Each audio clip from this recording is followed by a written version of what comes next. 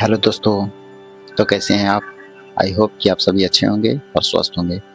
Ramayan series का अगला video लेकर के आए हैं। दोस्तों, जैसे कि रामायण सीरीज़ चला रहे हैं पाकिस्तान के ऊपर में, कि पाकिस्तान क्यों भारत के पीछे पड़ा हुआ है, उस संदर्भ में दोस्तों बहुत ही अच्छी जानकारी आपको मिलेगा इस वीडियो में। तो आप इस चैनल पर अगर आप नए हैं तो ज़रूर सब्सक्राइब कर लीजिएगा, और वीडियो पसंद हो तो लाइक ज़रूर करिएगा। जैसे कि आज शुरू करने वाले हैं कि कैसे राम को वनवास होता है, और राम को वनवास होने के बाद कैसा सिचुएशन होता है, राम का कैसा माहौल होता है, राम के पिता राजा दशरथ का कैसा समय होता है, कैकेयी का और उनके पुत्र भरत का, सभी के बारे में बारी बारी से चर्चा करेंगे। दोस्तों, बहुत ही अच्छी जानकारी आपको मिलेगी, तो आप लास्ट तक वीडियो में बने रहें ताकि आप इस वीडियो से कुछ अलग सीख सकें। तो दोस्तों, जैसा कि हमने पिछले वीडियो में चर्चा किया था कि क्यों राम को वनवास होता है, क्या क्या कारण था, ये सारे कारणों को हमने बारी बारी से देखा और समझने की कोशिश किया कि क्या वैज्ञानिक कारण रहा। और आज हम देखेंगे कि जब वो वनवास चले जाते हैं तब वो अपने आप को कैसे संभालते हैं।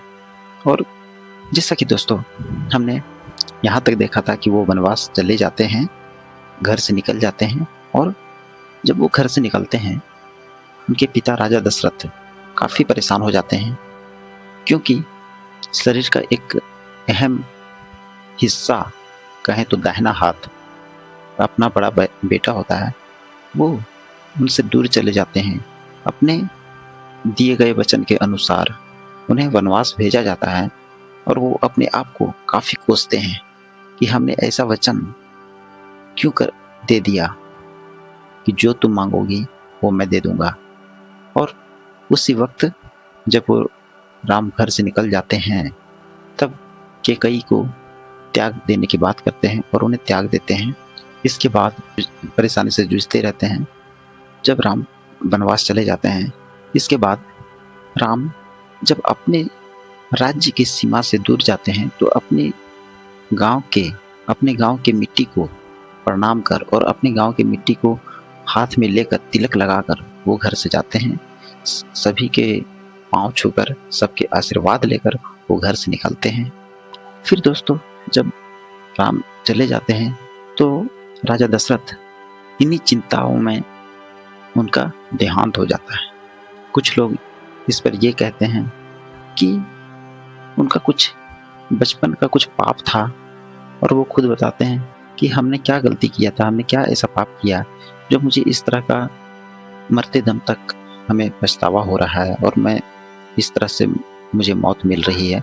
तो वो खुद बताते हैं पाप किया था कि अनजाने में मैं श्रवण कुमार, आपने सुना होगा, श्रवण कुमार के माता पिता के द्वारा उन्हें श्राप मिलता है श्रवण कुमार को मारने के कारण, क्योंकि अनजान में श्रवण कुमार को वो मार देते हैं।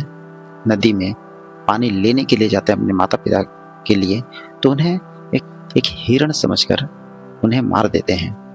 तो वो अनजान में उन्हें मारते हैं, और इसी के कारण उन्हें श्राप मिलता है, और जिस कारण से उन्हें ये समझा जाता है कि उनके पाप का ये कर्मों का फल है।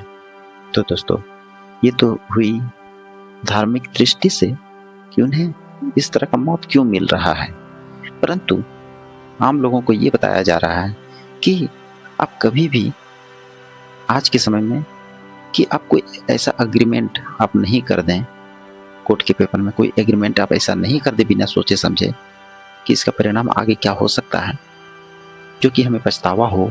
कि आप कोई भी एग्रीमेंट करें, आप सोच समझ कर करें, आप कोई ऐसा वचन ना दे दें। तो अब उनका देहांत हो जाता है राजा दशरथ का, और कैकेयी अकेली इतने बड़े महल के एक कमरे में अकेली रहती है।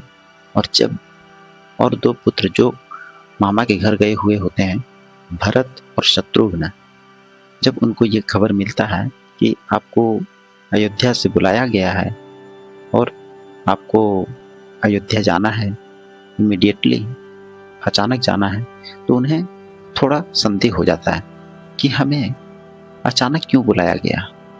और जब वो अयोध्या के प्रदेश में पांव रखते हैं तब उन्हें सन्नाटा होने के कारण वो संदेह होता है कि आखिर ऐसा सन्नाटा क्यों है पूरे अयोध्या।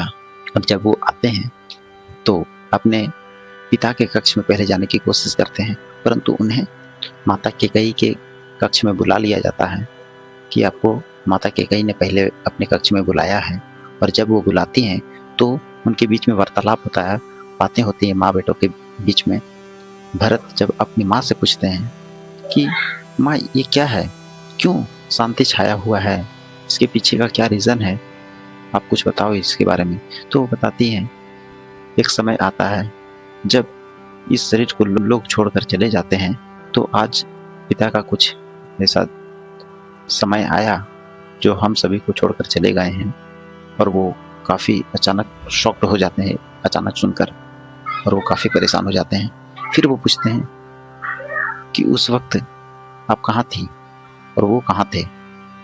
तो वो बताते हैं कि वो अपने कक्ष में थे और मैं अपने कक्ष में थी। और भैया कहाँ थे।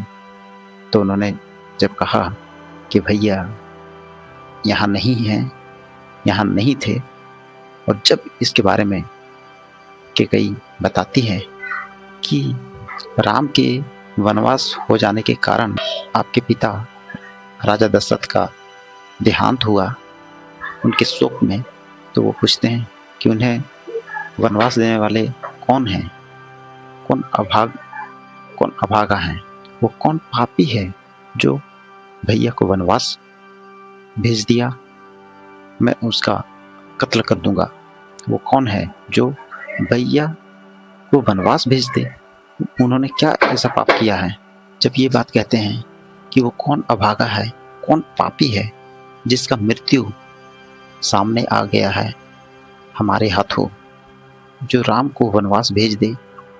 इतने बड़े महापुरुष, वो हमारे देवता हैं, हमारे भगवान हैं राम, उनको वनवास भेजने वाले वो कौन हैं। तो जब कैकेयी कहती हैं कि अगर तुम्हें मारना है, राम को वनवास किसने भेजा है, तो सबसे पहले तुम्हें हमें मारना होगा, क्योंकि हम ही वो अभागा हैं, तो पहले तुम मुझे मार लो। फिर वो काफ़ी परेशान हो जाते हैं कि माँ तुमने ये नीच हरकत किया है क्या, तुमने हमारे भगवान जैसे राम भैया को वनवास भेजी हो, हमें यकीन नहीं हो रहा है। तो जब वो सारी कहानी बताती है कि हमने क्यों वनवास की मांग किया और कैसे उनका देहांत हुआ, तो उसी वक्त अपनी माँ को त्याग देते हैं।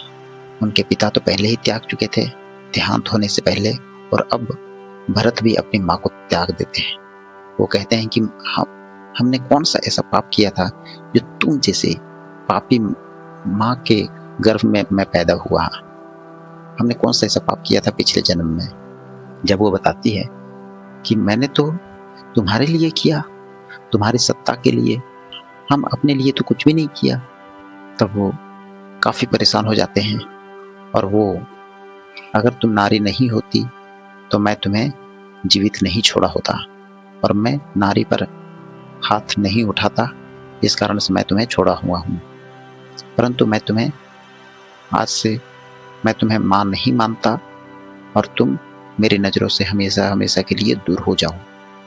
तो दोस्तों, कैकेयी को अब रियलाइज़ होता है कितना बड़ा उन्होंने पाप कर दिया है, कितना बड़ा उन्होंने गलती किया है।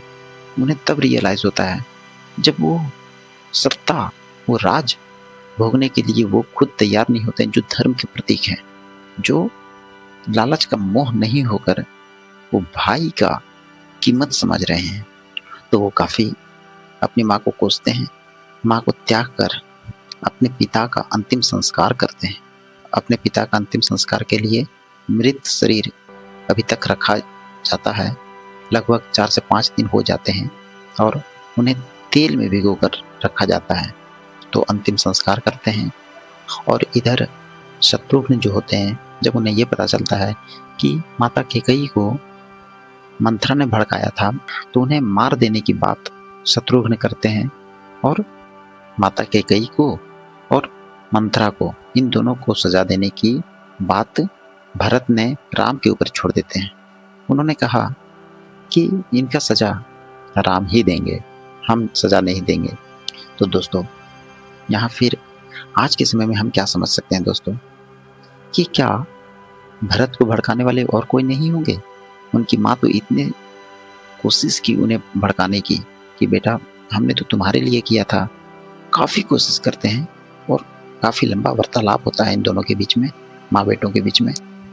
और उन्हें भड़काने वाले तो बहुत सारे लोग होंगे, उनके मामा के घर से भी जो साक्षात्कार भगवान होते हैं वो उन्हें भड़का नहीं पाया, उन्होंने अपने बेटे को नहीं भड़का पाया, तो उन्हें और कौन भड़का सकता है?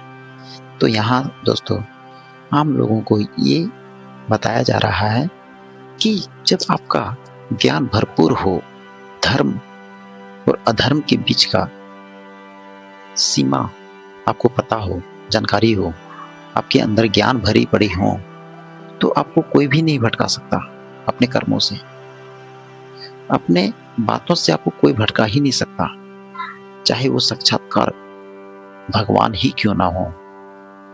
और भरत अपनी माँ को अब माँ नहीं कहते, वो महारानी कैकेयी कहते हैं कि तुम महारानी कैकेयी हो, हमारी माँ का जो इज्जत सम्मान था वो तुमने खो दिया, अब तुम हमारे लिए माँ नहीं हो। माता कैकेयी नहीं, वो महारानी कैकेयी कहकर पुकारते हैं। और दोस्तों फिर वो आगे जाते हैं अपने राम के पास, अपने भाई, अपने भैया राम के पास, उन्हें मनाने के लिए, उन्हें बुलाने के लिए, उनसे विनती करने के लिए। तो दोस्तों आज बस इतना ही, फिर अगली वीडियो में चर्चा करेंगे, क्योंकि वीडियो काफ़ी लंबा हो जा रहा है। तो अगली वीडियो में हम चर्चा करेंगे कि क्या भरत को बुलाने से, भरत को मनाने से, भरत जब मनाने जाते हैं राम को, तो क्या वो आते हैं और उनके बीच में क्या वार्तालाप होता है। बहुत अच्छी जानकारी अगली वीडियो में मिलेंगे दोस्तों। तब तक के लिए दोस्तों धन्यवाद। आपका दिन शुभ रहे। जय हिंद।